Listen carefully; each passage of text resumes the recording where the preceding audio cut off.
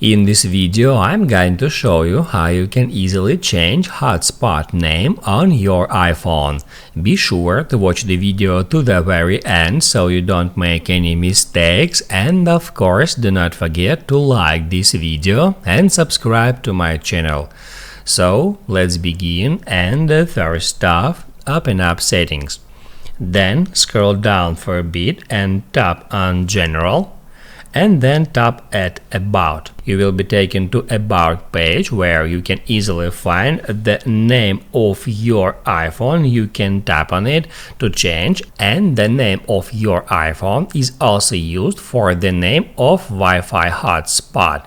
So in order to change hotspot name, you need to change your iPhone's name.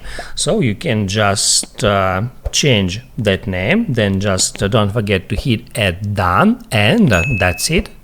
Now you can write down in the comments below if you have any questions about that tutorial. Hit the like button if you liked that video, and see you in the next one.